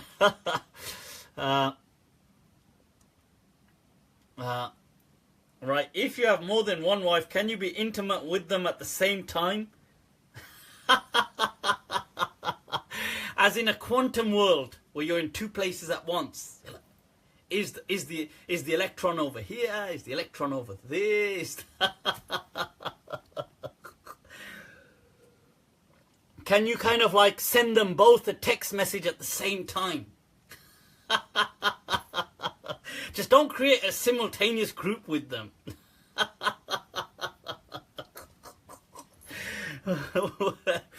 Right, can you be intimate with them both at the same time? Ahmad Ali, nate. Look, the scholars have disagreed on this kind of stuff, right? Generally, most people felt it was haram to have both, be sleeping with them both at the same time, if this is your fantasy, okay, so right, which probably includes now most the male race. Feminists are going to be like shooting arrows at this screen right now. So right, so the thing is, which now this is like most the male race now, right? So this fantasy, right, most of the scholars, when addressing it, did say that, most of them said no, it's haram, and some of them said it was makruh, what the hell, don't worry about it. I'll tell you where it was interesting. Some of the Malikiyah from Al-Andalus, where, you see, this fantasy kind of, because this is like a fantasy, obviously, of most of the male race, but then it goes a few levels higher with, it's not just two, it's like just so many. And so one of the Andalusi kings in his time, the rulers, he used to, you know, like they had their spas, so they had their kind of like, their version, like a pool, if you like, they kind of like they had these kind of like jacuzzi-ish kind of pools that they had where they would rest and whatever, like their spas and stuff. So he wanted all, not all, but several of his concubines in there at the same time with him, and what a life! Are we born in the wrong era? Were we meant to really be some kind of Andalusi kings? Just like... Right, so some of the Maliki scholars of his time said, yeah, go for it, don't worry about it. And the others kind of like really condemned these Malikis for saying that. They said, what the hell? Other Malikis condemned them. I mean, so it wasn't like a unilateral Maliki decision, but some Malikis of the time were like, oh, what the hell, don't worry about it. Right, so they're like, oh, well, you know, hashtag boys will be boys, I guess. But yeah, so anyway, right, let's step away from those fantasies, Ahmad Ali, right? So, right, now, Malikiyah were always, I tell you, the Malikiyah were just on a different level. This is, right, now, what's your take on using love spaces? What's a love space? Love spaces where folks hook up. Oh my God, I feel my life has been a lie. What have I been missing out on? What are these? Junaid Khan, please leave the sectarian discussion. Somebody's asking a question about love spaces, for God's sake. I don't even know what these love spaces are. I feel like my life has been a lie. I feel like I've been deprived. Where people hook up and sometimes consequently find life partners, viz. Wife or husband. Right, so Bakari. Nate. Right, so what are these loves? I don't know what you mean by love spaces, you know, because it sounds much naughtier than I think it is. Is it? Or am I wrong? Or I don't know. I mean, well, I think I'm going to go with husn al-dhan. Whoa, a karama, people. Right, so I'm going to go with husn al-dhan here. Isa Ali said, I'll just do with one wife if I can get one. Come on, I mean, there's plenty of women out there. Of course you can get one. Somebody, if you're looking to get married, there you go, message him. There you go, look at that. A hookup right there live on Monday nights with Mufti. That's what I'm talking about. Right, so I take it by this question, Bakari, what you mean is like some kind of matrimonial or dating kind of speed dating events and stuff like this. I take it that's what. So this is a love space right now. So look at that. It's like this kind of white moth flying around. Whoa, it's giving this like an exotic feel in my library here. Right. So now, yeah, Robin, I think you missed some of the stuff tonight. Well, right. So what? It is permissible to go to these kind of dating, speed dating events and stuff like that if you want to. If you're looking to get married, look, whatever, just go out, just be natural, be human, and just get the job done, goddammit. Right, so don't try to Islamize the whole thing. Right, don't try to Islamize the whole thing. Just keep it natural, people. Just keep it natural. Okay. Now, that the butterfly is a sign, right? Whoa, Isa Ali just goes, I'm too ugly. What? Right. So, listen. Don't worry. Listen. There's no such thing as. It's just a person not knowing how to present themselves, and I'm sure that just sounds like low self-esteem. Inshallah, just get some self-esteem, man. Do whatever it takes to get some. Okay, now, Isa Ali, post your photo, and we're gonna start rating it. Imagine that. Imagine some person says, nah, I'm just so ugly. And people say, look, come on. No, you're not. Come on, behave. Look here, post your photo. Then they're like, oh.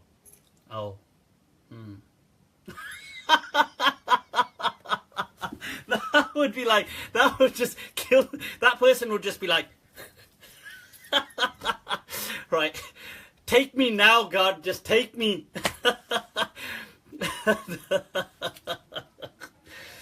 Right, so anyway. Let's get back to the topic. Right, so I think these dating things are fine. Just be natural. Yeah. Just keep it natural. Whatever it takes.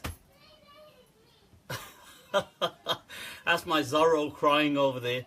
Right, so the thing right now, just keep it natural, folks. But these are fine. Look, whatever it takes. Sometimes, I deal with a lot of... I speak with a lot of people going through separation, and when I speak to them sometimes about, well, what about when you got to know each other and stuff like this, and it's a shame sometimes people, when they were getting to know each other, they refuse to get to know each other. They think, oh, this is un-Islamic. I'm just going to know. Message me. If you're going to message me, make sure it's a verse of the Quran. I don't know what this is, by the way. This is like some Salafi kata for Salah.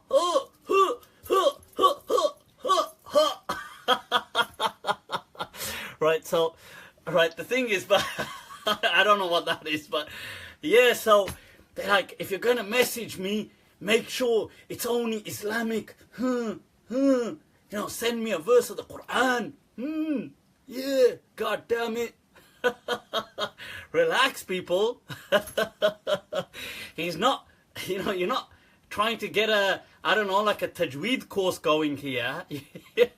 You're trying to get married, for God's sake. So, in that case, you should keep things quite natural. Talk about each other. There's nothing wrong with this, okay? This is normal, okay? So and it's amazing that you have to say these things. You think this is common sense. But people are like, is this Islamic? Oh, I sent a smiley face. Is that Islamic? Oh, I cracked a joke. Is that Islamic? Oh, I did this. Is that... I mean, what do you want? I mean, do you want a fatwa at every stage? Right? Is that what you want? You want a fatwa at every stage? Just get on with life, goddammit. Oh, I think I flirted. Is that Islamic? अरे यार तुझसे नहीं होगा. This you're not gonna get this done. Right, so What is your opinion on organ donation? That question, following up from the previous question, can have all kinds of strange meanings to it. But I've got to understand that this is not following on from the the previous question. This is a whole fresh start. So stop, full stop, people. Organ donation. Right. Right. So it's not like, hey, I want to donate an organ. It's not a line, okay. Right, so anyway, well, some of those natural would be in the presence. Imran, I like it. Right, shukran. Sajid, Lucy, shukran, I appreciate the encouragement. Right, so organ donation is permitted in Islam. There's nothing wrong with that. And I've highlighted before Sheikh Abdul Aziz Ju'ayyid, who was one of the leading Maliki scholars of his time and a contemporary of Ibn Ashur, and like a student to him, junior to him, he has his expansive fatwa on this from the 60s. Okay. Hey, Assam Raza, yeah, what a line. Hey, can I donate an organ? Hey, he'll be like, hey. You know, I was just wondering. I'm in the mood to donate an organ.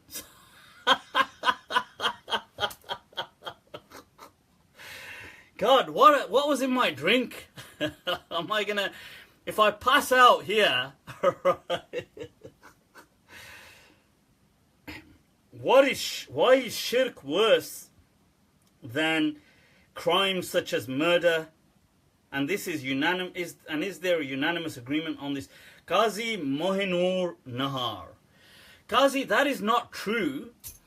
Shirk, you see, once again, remember when I spoke earlier on about context, parameters, context. So, in the context, this butterfly or moth or whatever it is, white, I don't know, it's just, whoa, it's everywhere. Yes, Allah. Right there. Now, this shirk, which is worshipping other gods other than God, so worshipping other stuff, is seen as heinous or horrendous with that is distracting me so much, goddamn. Right, now, this is within the context of creed and faith only. It is not in the context of everything. It is within a relative context. So let's say somebody, I don't know, let's say you're studying science, and in the laboratory, your professor says to you that, hey, being first and foremost, the number one most important thing ever is that you must be objective. You must be objective, and you cannot, let's say, you cannot influence through a bias the kind of data. This is what they say. Number one, you cannot contaminate the evidence. That doesn't mean, oh, if you're driving a car, the number one thing is you must not contaminate the evidence. Duh. I mean, doesn't mean that why were you not wearing a seatbelt? Well, because the number one thing was I was supposed to be objective in the laboratory. This is common sense. It's within a context. It's within creed. When you're speaking about God, worshipping God, then yes, the number one most heinous thing you can do is say that, hey, this glass, god damn, my drink is empty. Oh my God, I feel like I'm in a desert, right? All of a sudden. Now, that is God. If I was to say, this is God, hey, that's God, obviously, apart from me being mentally unstable, but that, you know, if I did that, that's a heinous crime. In reference to God, to worship, to theology, to creed, not to everything. Right? So, in terms of crimes within, when we're speaking about humanity, murder is atrocious. It is amongst the most heinous and grave crimes there are. The Prophet said that the first thing that will be taken to account on the Day of Judgment will be bloodshed. And as long as you have not shed blood, then he said, I am still comfortable, as in I am hopeful of your salvation. This is why I get so worked up when these people push this bloodshed under the banner of Islam. Right? Right, so this is how, of course, it is the most heinous of crimes. So let's put that aside, people. Next question. Right, so somebody has asked, can I be provided with the Arabic text of the mashhur of the madhab's opinion of fast the 6 days of Shawwal? Right, generally, Abdurrahim Kausat, within Mukhtasar Khalil, Khalil does mention that to be makruh in line with the general understandings of the madhab, okay? That is generally to fast the 6 days of Shawwal, according to Imam Malik, wasn't really considered a practice from the Sunnah. Neither did Imam Abu Hanifah really consider that. Wow, look at this. It just seems to be... Is it all the zinc I've had? Right, the zinc supplements. I mean, I don't know what it is that's attracting. But anyway, so that's what Khalil says, and that is the mainstream of the madhab. That was the understanding of Imam Abu Hanifah as well. If you want to fast them, the later day Maliki have said that's fine, you can fast them. It's not really too much of a big deal, but generally the popular opinion within the Maliki madhab is it's not from the Sunnah. Right, why do people say that if you do not pray in congregation you are sinful? They quote the Hadith that the Prophet would burn down their houses. That's not true, Shu'aib Chowdhury. Right. Look, what an interesting question, Sajid. Which 4 scholars would you like to have a meal with? Wow. I don't know who I'd like. There's so many scholars I'm so infatuated with. I'll come back to that though. This question, I do not believe you're sinful if you don't go to the masjid. Praying in the masjid is sunnah. It is a strong emphasized sunnah to keep that kind of community thing, but it's not really a sin. I know some people feel it is. I know the Hanbali madhab has kind of gone that way in some of the understandings, but yeah, but that's generally, and the Prophet was saying that because in his time the people who were refraining were Salam from Syracuse, New York. All right, wa alaikum assalam. Move to Alaska. Whoa, right? So the Prophet was saying that about people who were traitors. They were hypocrites. Hypocrites in his time is for us a religious term for what he was speaking about, traitors that lay in their midst. And these people were open enemies of Islam, except they would pretend to be Muslim just to find out. Right? So they were like these trolling profiles that you get. They come on just to hear like, what are you saying? And then they can plot against you. So, wa alaikum assalam, Amne Amun from Sweden. Ahlan wa sahlan. Lots of Americans, of course. The whole world. This is international, people. El mundo, el mundo. Right, so that's what it was, okay. Why 2 Camilla asks, why 2 women witnesses equal 1 man witness? Okay, now I want to highlight here, I do not believe that to be true like that. That is not true. That is a misunderstanding. And I like the way somebody else who has also spoken about this or addressed it is Sheikh Akram Nadwi. Great scholar, a senior scholar from the UK and renowned throughout the world, that this verse of the Quran Right? أن تضل إحداهما فتذكر إحداهما الأخرى. That let there be two, for example, women who can testify. It does not say, أن تضل does not say أن تنسى. Although many of the scholars interpreted that as tansa, but others, I believe Sufyan ibn Uyayna and I believe others did not. They said tadilla. Allah could have said tansa, that tansa, because people say, oh, women have weak memories. That's not what Allah has said in the Quran. He has not said, if he wanted to say an tansa ihdahuma, if one of them forgets the other one, he said an tadilla ihdahuma fatudhakkira ihdahuma al-ukhra. Now because he said if one should go astray, then the other can remind her. Now because the following word was remind, many people interpreted astray to mean forgotten. But that's not what the verse actually says, go astray. Now why was this? You have to understand, Allah was addressing a society that was incredibly patriarchal. Incredibly patriarchal. Now, you have to recognize that in patriarchal societies, it is much easier to intimidate women than it is to intimidate men. It is much easier. Right, Abida, Rashid, wa alaykum as-salam. There you go, I've got your salam. Okay, shukran, I've replied. Right, so now it is much easier in these societies to intimidate, in patriarchal societies, women than it is men. And especially, now look at the verse in the context. It begins in the ayatul mudayana, in the verse of if you are traveling. وَإِن كُنْتُمْ عَلَى سَفَرٍ فَرِحَانٌ مَقْبُوضًا.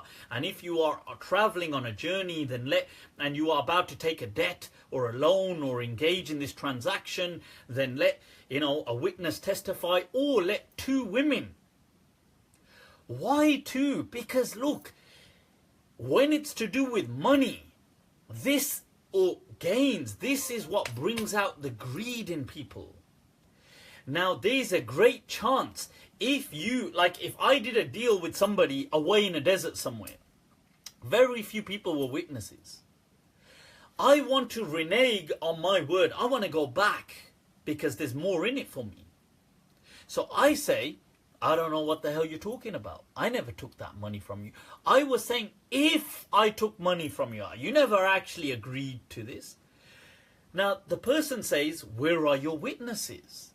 Now it's easier for me to intimidate a woman in that day and age, and even today in some parts of the world, than it would be to intimidate a man, because the man would have had the whole clan behind him, and this was a warrior society. They were warriors, they would fight. They all bloody carried swords and everything. So women, on the other hand, it was easier to say, look, listen, you will be in some serious and I will have to.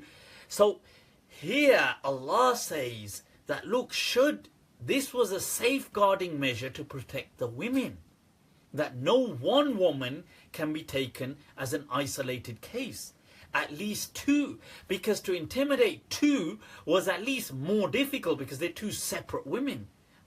And remember, they will still have some protection of their clan. This is why when it came to interrogation of the witnesses, many of the ulama wrote that, look, when you interrogate men, you can interrogate them individually, you can cross-reference, you can do. But the two women witnesses, many scholars wrote that, no, they have to stay together. You cannot even interrogate them on their own. Why not? Why not even interrogate? Why not even cross-examine them on their own? But many of the scholars said, no, even the cross-examination, they must be together. Why? Because it was a safeguarding measure, that should you try to intimidate them, there's two of them. This has then been wrongly interpreted by some people to think, oh, men are somehow have got a greater memory, or men have, they've got greater intellect, or they've got. That's not, Allah hasn't said that. The Prophet did not say, this is not what Islam has said. Some people have interpreted that due to cultural influences, But that is not the correct interpretation. Okay. How long have I been studying Islam? Well, I set out to study in Damascus in, I think, was it the year 1997? Or 97, I think I began studying. I just probably turned 18. I was 17, just about turning 18 as I went off to study. And I've got more details on my bio section in Facebook. And when I studied in Damascus for a few years, then Pakistan and different places, and then went back, forth, and a few other places. And so it's been a little while. So that, I hope, Camilla clarifies that. And this is why many of the scholars did highlight that, look, in other issues, one woman, one man, there was no issue like, did you see the moon? Because nobody's going to intimidate a woman over, did you see the moon? Nobody's going to do that. Nobody's going to say, hey, did you see the moon? Oh, watch, I'm going to do this to you. That's not going to happen. Over other things, a woman was fine. Nikah. A woman could, okay, some of the madhabs disagree. In many things, they said a woman could be the sole, even the single testament. I mean, the single witness. But when it came to those matters of money, and in that society, they were much eager. Men, a lot of the people were eager to become corrupt. And therefore, they were happy to, easily intimidate and bully witnesses. Yeah, Akbar, my age is no secret. Oh, it's interesting how with age the kind of changes. I don't know, sometimes I think mentally it's like this, they say once a man, twice a child, twice a boy, I don't know, twice a child. It's, in some things you become more childish, in some things you become more mature. Allahu A'lam. Please will you answer this question? I've asked it the third Monday in a row. Don't worry about it. Let's move on to the next question. Right, come on then. Zafar Tareen. What is the concept of anything that leads to haram is haram come from? Is there a clear proof for it? Did all the madhabs accept it? Anything that can... Right, okay, look, Zafar, that's an interesting principle in Islam called... that it's to do with basically... that al-maqasid tubarriru al-wasail, that the end the goal justifies the means, and it falls under that understanding. And people say ma la yatimmu illa bihi al-wajib fahuwa wajib, what only a wajib can fulfill. Basically, in order to do something wajib, if it can only be done through, let's say, X, then that must be done. So it's like one of those by any means necessary, and then the means becomes necessary. Right, so is this, it's not istihsan, this is a principle in itself, like, like I said, it's one of the usuli principles. You see, scholars do use it, but they kind of pick and choose. So it's interesting because usulul fiqh is great and I love it, but it's, on one hand, it ought to be something which is really... it defines everything. But when you, in reality, it kind of doesn't, because the laws are already there. Like, it's like the scholars already had all the rulings and then made up the usul al-fiqh. Because that is what actually happened. The fatwa came first. So Imam Malik's fatwa, like his mudawwana, was documented century or 2 centuries before almost. Like well before his usul came. His fatwa were already all documented. Imam Abu Hanifah, Imam Muhammad's Zahir or Riwayat were well documented before, well before, Qurahi or other people are going to come along and start speaking about usul. So it's interesting, although Imam Shafi'i does speak about usul, but by the time the usul become this kind of madhabi usul that we have today, the laws have already been well documented. So people seldom do they change them based on the usul. What they will just do is use the usul where it fits. So if, for example, so let's say, should we wash the elbows when washing the arms in wudu? Now, most of the ulama would say yes, because Allah says to the elbows, ilal marafiq. Does that mean you include the elbows? Does to mean include or not? So the principle halil ghaya tashmal al mughya ilay, or whatever, does the boundaries include the boundary as well or not? And so here most of the madhabs say yes, we include the elbow. So they will use this principle here. Ma la yatimmu illa bil wajib fahuwa wajib. They'll say, look, here's a principle. But then in other things where they don't have that ruling, they will just say, no, it doesn't really apply here because of this caveat and that and so on. So I mean, that's the kind of end game to it, if you like. It is a principle. People do use it, but they selectively use it in line with their understanding of Islamic law. Rulings on smoking shisha. Right. God, people, why do you want people to hate me? I get so much hate and trolling from people. Look, I do not believe smoking shisha is haram. I do not believe smoking cigarettes is necessarily haram. No, I mean, I do not believe it's haram. Not necessarily, I don't believe it's haram. I mean, but I don't think it's a good thing. I understand today shisha has become a social element. Cigarettes generally are not good for your health. And so I would say to people, advise them to take care of their health. But I'm not going to lie. Look, I personally do not smoke. Look, let's say my children, my daughters, I would not want them to smoke.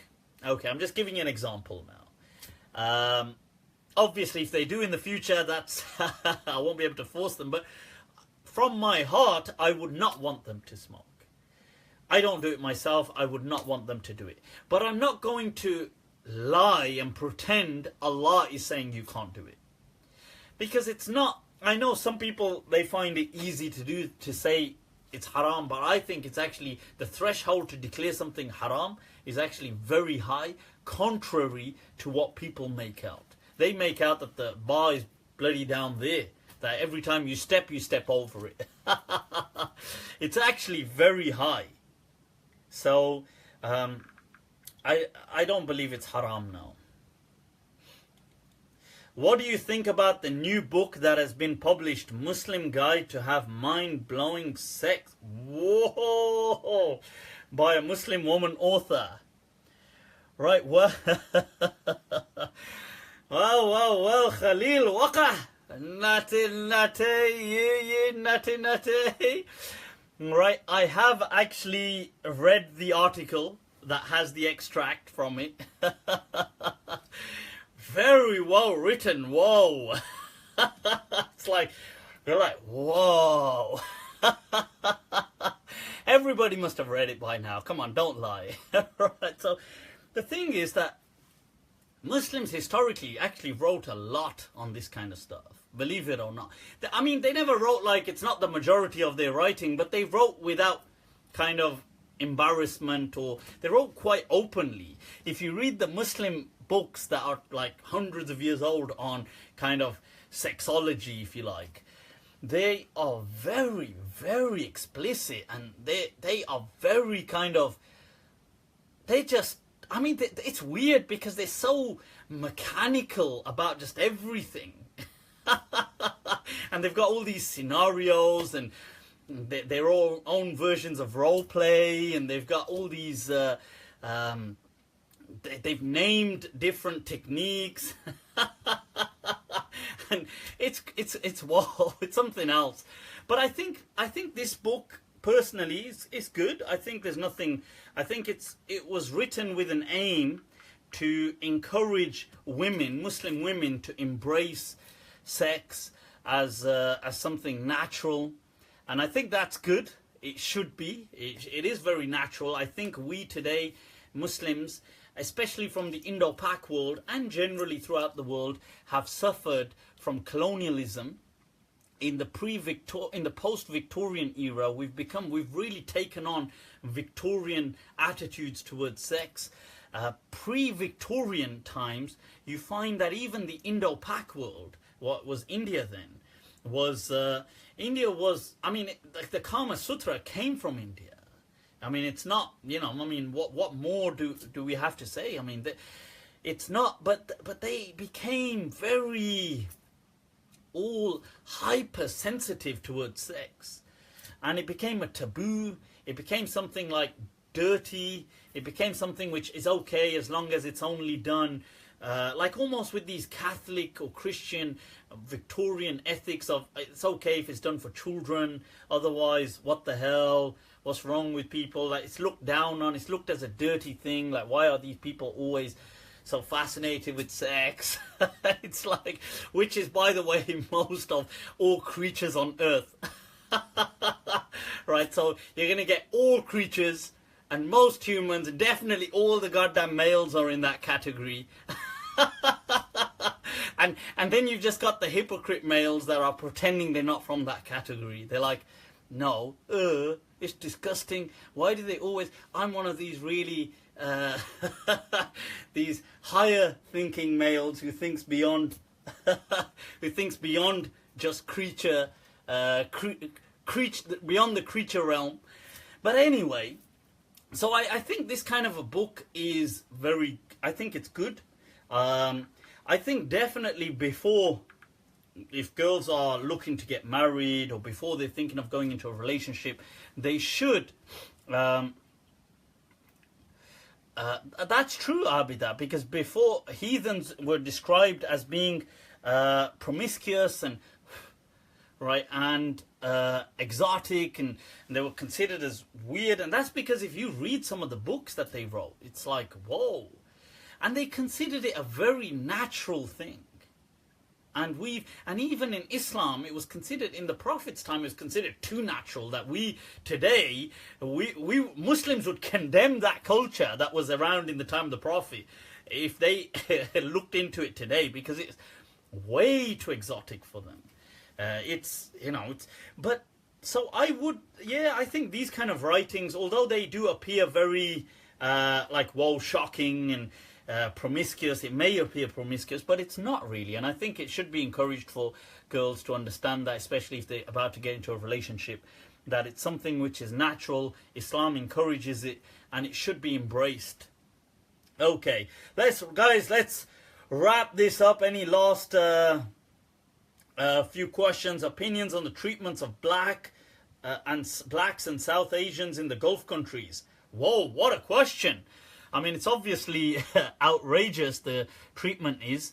And look, the Gulf countries, wherever it is, racism is utterly unacceptable. Needs to be condemned, people. We need love, not hate. Okay, that's the thing.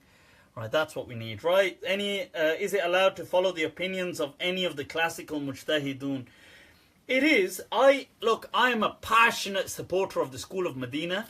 I do encourage each and all people to study the School of Medina as a school, as a traditional school. I think it serves as a foundation to know you're learning through one method. But I don't believe it's mandatory that, it's haram to take opinions from other ulama. Of course you can. Of course, if you wanted to take, you came across an opinion of Imam Shafi'i, Imam Abu Hanifah, Imam Auza'i, Imam whoever. This is all part of the legacy of Islam. But naturally, to learn, you will need a base, somewhere to start off. So I advise, other people may advise differently, that the School of Medina, which is epitomized by Imam Malik, I mean, he becomes the voice piece, is something that I do encourage people. I have done a talk, which is on YouTube, called The Way of Medina. It's an audio talk, it's about 2 hours long, called The School of Medina in the 21st Century. If you're interested, listen to that. I give a brief background in why not only the school and Imam Malik, but why it's the most relevant for us in the West today in the 21st century. And I do feel it's the most suitable school for us in the 21st century here. I'm not dissing the other schools, they're amazing, but I feel for us here today, why it's perhaps most suitable, because it gives us that flexibility whilst maintaining an authentic link to tradition. So it's not just going all off and saying, do your own thing. It's got a chain, an unbroken chain of tradition, right? So And if you want to learn more, I've done a video on how to perform salah. You can watch that. And you can start practicing. If you want to adopt it, it's all yours, people. This is all free. It's all there. It's your life. Practice it. Right? So I've done an audio course which is available on Facebook. You can run a search. It's in 6 lectures called the Ashmawiyah. It's a basic elementary course covering the purification, prayer and fasting according to the school of Medina. I've done a more detailed one in 20 lectures by Qadi Iyad, who I spoke about earlier on today, the legend from Muslim Spain. In 20 audio lectures, that's available. This is free. That's the 5 pillars of Islam. You can get it, download it, listen to it. I will be, inshallah, very soon having these all uploaded as audio podcasts, available both on SoundCloud and on, hopefully, on iTunes through that, and on Podbean as well. So these are some things. If you want to just understand the spirit of Islam, I've got a video called Islam in the 21st Century on YouTube. You can listen to that. How the spirit of Islam ought to be really, it ought to be light-spirited and fun and full of life and energy. And I read this amazing hadith the other day. It was brought by, it was in, what's the author? But it was actually in the tabaqat of speaking about lughwiyin and linguists and whatever. But he brings this hadith in, the amazing hadith, where he speaks about that the ashabun Nabi sallallahu alayhi wasallam lam yakun. He says, lam yakunu bi mutamawitin wala bi mutahazziqin. They were not people who were like semi-dead. Like if you looked at them, they were like that, and they were people that were all recluses. And they say no, they were actually very joyful. Wakanu, and they would often speak about the matters of jahiliyyah, jahili poetry and things of stuff like that. So they would often speak. People say, can you speak about TV series? Of course, you can speak about things like TV series. This is what they would do in their time about their jahiliyyah poetry, the pre-Islamic poetry, which is all about war and sex and alcohol. But when it came to practicing the Deen, they were mountains of men. That's what, and that is an amazing, amazing transmission. So I leave you with that, people. If you do need to reach out to me, I'm on Facebook. If you haven't already liked my public page, do like it, people. Right? Like it, share it, god damn it. Right? If you need to send me a message, you can do so. Reach out to me. If you're on Snapchat, I'm at Malm 2014, MALM 2014. If you're on Twitter, Mufti Abu Layth, that's my handle. You can add me, reach out to me. I am available. If you're in Brum Town, which is Birmingham, the heart of England, inshallah, give us a shout. You can always reach out to Muhammad Shaban. He's usually in most of my Facebook posts, and very close friend. He's on Facebook. You can reach out to him, and inshallah we will set it up. Okay, inshallah. And it's always great to meet people. Till next week, people, I'll leave you to it. Take very good care of yourselves. Assalamu alaikum wa rahmatullahi ta'ala wa barakatuh.